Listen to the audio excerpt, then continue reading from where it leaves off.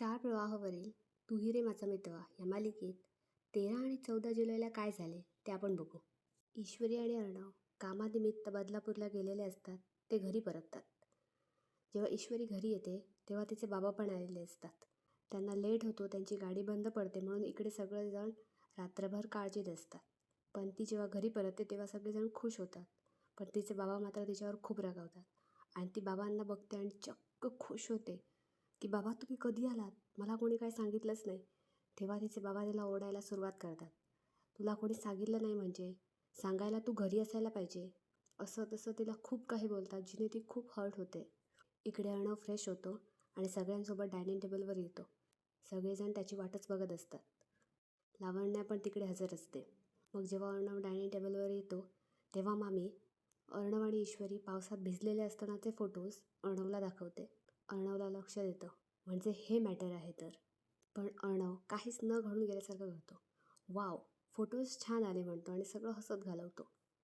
अर्णवची आजी खूप रागावते. म्हणजे जे घडलं आहे त्याचा तुला जरासुद्धा रिग्रेट होत नाही का? अर्णव म्हणतो, मला कशाला पश्चाताप होईल, एवढं काय घडलं आहे? मी आणि मिस इंदौर फक्त पावसातच भिजलो एवढंच ना. मग अर्णवची मामी त्याला म्हणते, अरे अर्णव, तुला समजत नाही का ती ईश्वरी कशी आहे? ती तुझ्या पैशावर भुलली आहे.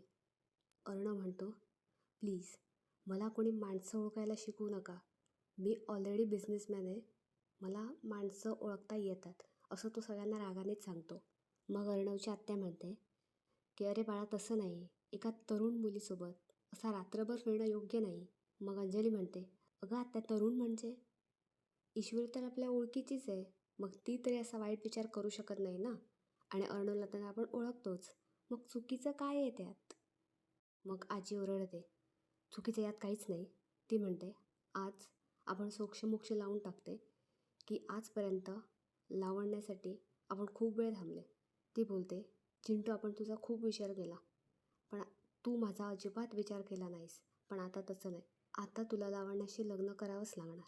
मग अर्णव म्हणतो, आजी तू जे काही म्हणशील ते सगळं मान्य असेल. असं नाही. मग ती रागाने आपल्या रूममध्ये निघून जाते. पुढच्या भागात असं दाखवलं आहे की आजी अर्णवला ब्लॅकमेल करते. ती म्हणते, तू ईश्वरीशी मैत्री तोड. तू असं म्हण की ईश्वरीशी तुझा काहीही संबंध नाही. तू असं जोपर्यंत करत नाही तोपर्यंत आपण अन्न पाण्याचा त्याग करणार. आता पुढे अर्णव खरंच काय ते करतो की नाही ते आपण पुढच्या भागात बघू.